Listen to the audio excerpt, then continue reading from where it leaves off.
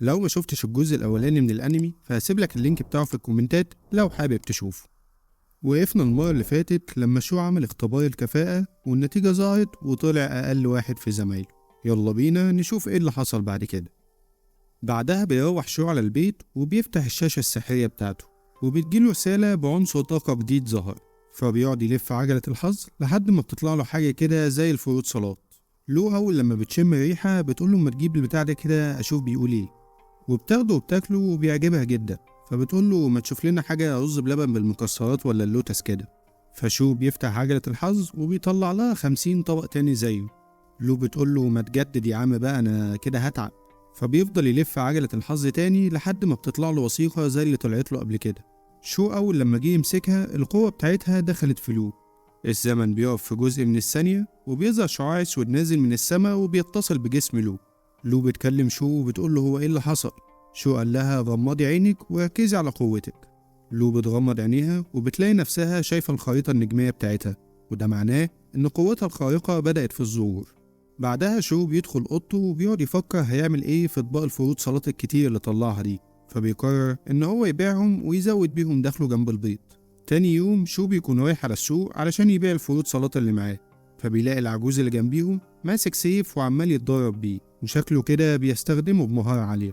العجوز أول لما بيشوف شو بيروح عليه وبيقوله ما تيجي أدربك. شو بكل تناحة بيقوله لأ وبيكسب منه نقط وبيسيبه ويمشي. بيوصل بعدها شو للسوق وبيبتدي يبيع الفروت سلطات بتاعه، بس ما بيكونش حد عايز يشتريه.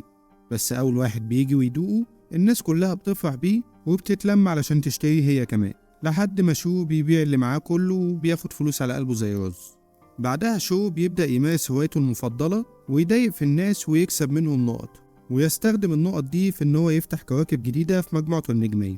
بيفضل على هذا المنوال فترة لحد ما بيفتح الكواكب اللي في مجموعته كلها، وفي الوقت ده بتظهر له طاقة جديدة وسلاح جديد يقدر إن هو يستخدمه، وبيطلع له سيف يقدر إن هو يستدعيه في العالم الحقيقي ويستخدمه ويتحكم فيه.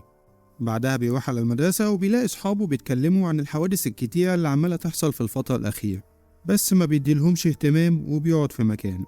بالليل بقى المدرب بيجيب لهم حجر سحري وبيقول لهم الحجر ده هيساعدكم إن انتوا تتدربوا على قوتكم الخارقة وتكبروها أكبر وأكبر. شو بيفرح جدا وبياخد الحجر علشان يستخدمه، بس قوة الحجر بتكون أكبر من قوته هو وبيفشل، فبيقرر إن هو يمارس هوايته الخنزيرية كتير علشان يكسب نقط ويعلي بيها قوته. تاني يوم بيروح شو على المدرسة وبيلاقي رائد الفصل عمال يتمنظر على العيال وبيلعبهم ريست ومحدش عارف يكسب. وأول لما بيشوف شو بيحاول يستفزه وبيقوله ما تيجي تلعبني ومش هقسى عليك. شو بيقوله ماشي. شو بيروح علشان يلعبه وفي ثانية إلا ثانية وبكل سهولة بيكون مخلص عليه. رائد الفصل بيتعصب جدا وبيكسب شو نقط. شو بيستفزه أكتر وبيقوله تعالى نلعب تاني وأنا مش هقسى عليك، فبيوافق رائد الفصل وبيلعبوا وبيكسبوا تاني بكل سهولة، وبيفضل يستفز فيه أكتر ويكسب منه نقط أكتر، وبيقول له ابقى نشف إيدك شوية بعد كده. بعدها بينزل الطلبة علشان ياكلوا، فالطالب الجديد بيروح لشو وبيقوله انت قوتك زادت كده ازاي. فشو بيعلي صوته في المكان وبيقوله ده أكيد بسبب دورين الريست اللي كسبت فيهم رائد الفصل. رائد الفصل يا عيني عمال يسمع الكلام وهينفاجئ وعمال يكسبه نقط. فالطالب الجديد بيقوله طب ما تقول للمدرب على طاقتك اللي زادت وأكيد هيديك أحجار سحرية أكتر تتمرن عليها. فشو بيسأله هو المدرب ده شغال فين؟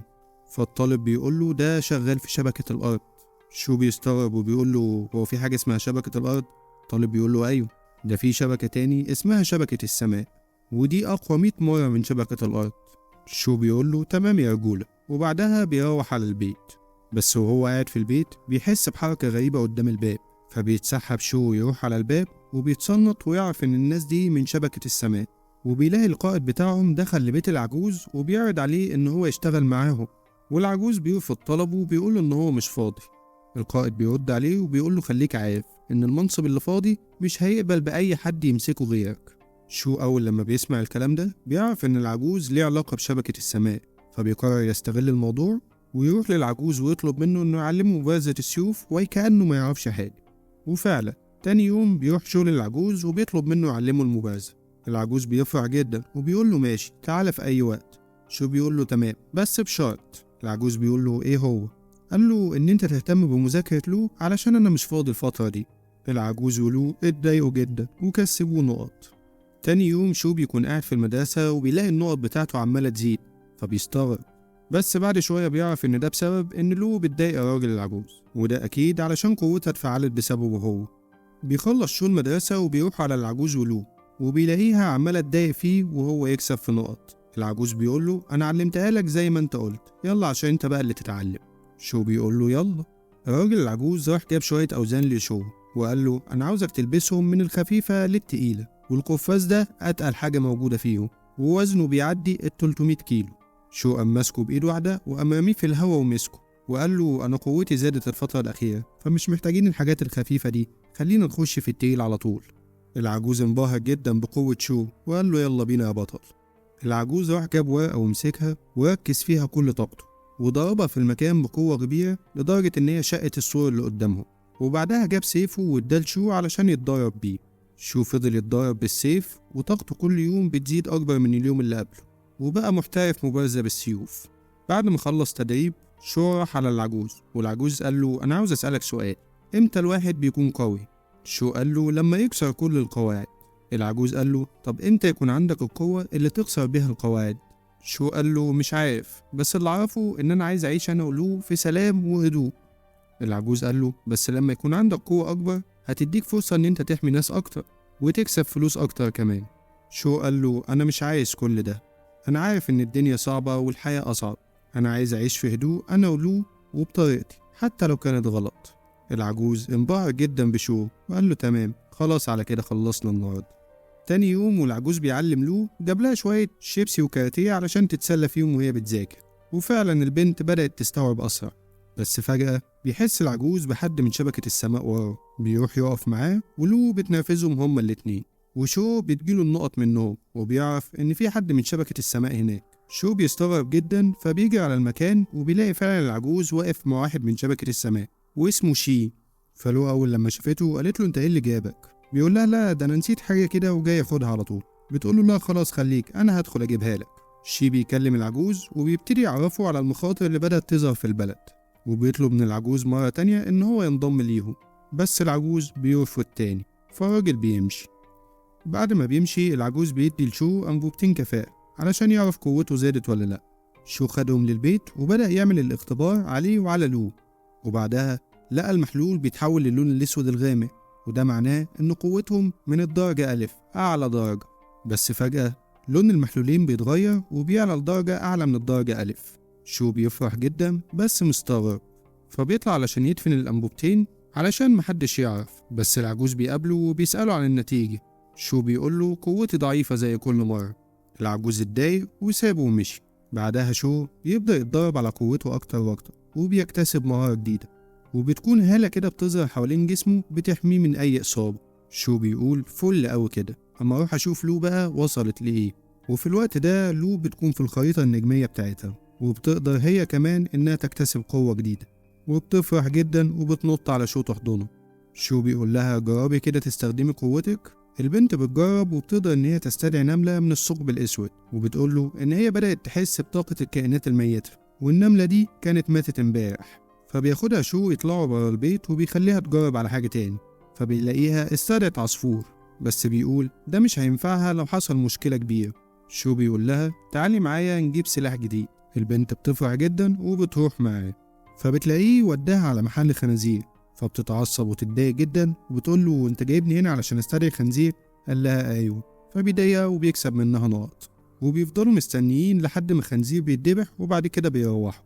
اول لما بيوصلوا البيت شو بيقول لها يلا استدعي الخنزير. لو قالت له ماشي واستدعت الخنزير فعلا. فشو حاول يختبره هو حقيقي ولا لا، واكتشف فعلا ان هو زي الحقيقي بالظبط. فبيطلع السيف بتاعه وبيشوف هيعرف يقتله ولا لا، وفعلا السيف بيخترقه ويدمره. في الوقت ده لو كانت متضايقة جدا وشوية هتقتل هي شو بيحاول يحايلها وبيقول لها خلاص هعمل لك الأكل. البت بتوافق وبتهدى، وهم قاعدين بياكلوا شو كان مبسوط جدا، وده بسبب الفلوس الكتير اللي كسبها من بيع الفروت سلطات. وبيقول للو إن شاء الله بعد فترة هنقدر إن احنا نشتري البيت ده بدل ما احنا قاعدين بالإيجار. بس فجأة شو بيحس بناس خارقة قريبة منهم، بيروح علشان يراقبهم، بس لو بتشبط فيه وتنط على ظهره وتروح معاه. فبيجروا على المكان علشان يشوفوا ايه اللي بيحصل. فبيلاقوا عصابة واقفة على جسر وبتستعد إن هي تواجه الشرطة، وشكلها كده هتبقى مدعكة. في الوقت ده شو ولو كانوا واقفين بعيد وبيتفرجوا، والشرطي واقف على الجسر يصد هجمات المجرمين بكل سهولة. بس فجأة انتباهه بيتشتت وبيهجم عليه مجرم. الشرطي أول لما شاف قوته كبيرة بقى بيحاول يجري على زمايله علشان يقدروا يواجهوهم سوا، وبيوصل لهم فعلا وتبدأ المواجهة. بس المجرم ده قوي جدا ومحدش قادر عليه، وده لأن قوته مصنفة من الدرجة الرابعة، يعني تقيل شوية عليهم. وبينجح المجرم إن هو يقتل 2 من الشرطة وياخد زمايله ويهربوا. عناصر الشرطة كلها بتتجمع وبتبدأ إن هي تعمل خطة علشان يحاصروهم. في الوقت ده شو بيقول له روح انتي وانا هاجي ورا المجرمين دول. وبيوصل على بيت كده بيلاقي الشرطة كلها محاصراه، فبيعرف ان العصابة كلها جوه. فواحد من العصابة بيقول للزعيم ايه رأيك نسلم نفسنا، العناصر الشرطة بره كتير واحنا مش هنقدر عليهم. الزعيم بيقول له انت عبيط، نسلم نفسنا ايه، تعالوا معايا وانا احميكم. وفعلا خدهم وطلعوا، والشرطة اول لما شافتهم بدأ تضرب عليهم من كل حتة. زعيم العصابة ابن الصيعة خد الاتنين اللي معاه وعملهم درع بشري علشان ياخدوا هم كل رصاص، وبعدها بيحاول يهرب بس الشرطة كلها بتجري وراه. واحد من عناصر الشرطة بينجح ان هو يسيبه بالسيف والسيف يخترق جسمه، بس بيلاقوه بيقوم عادي ولا كأن اي حاجة حصلت له. بس مرة واحدة كل اللي واقفين خدوا بالهم من وجود شو قال لهم انا كنت بدور على الحمام، هو الحمام منين؟ عناصر الشرطة اتعصبوا جدا وبعتوا 2 علشان يهجموا على انتوا جايين تيجوا على الغلبان؟ بس شو كان مظبط الزباطيط ومحدش قدر يلمسه. في نفس الوقت ده كان شوية من الشرطة بدأوا إن هم يهجموا على المجرم، وخلاص كانوا هيهزموه، بس المجرم بينجح إن هو يسيب واحد فيهم ويستفرد بالتاني وبيخلص عليه هو كمان. شو في نفس الوقت كان نجح إن هو يتخلص من عناصر الشرطة اللي كانت بتهجم عليه، بس اتقلب على وشه ووقع على الأرض. الشرطي حاول إن هو يهجم عليه بس خد اللي فيه النصيب وكان على جنب، وبكده مبقاش فيه غير شو والمجرم الخطير. الاتنين بدأوا يهجموا على بعض، وشو فجأة طاقته زادت قوي وقام مدي للمجرم بوكس كسر له عظمه وخلص عليه وقعده مكانه. ده كده 100 فل و10. وبكده تكون خلصت حكايتنا النهارده، استنونا في الحلقة اللي جاية ومش هنأخر عليكم. الحلقة دي كتبها وسجلها ومنتجها وحط لها الحركات والتكات الألدغ اللي كان بيحكي لكم القصة. سلام.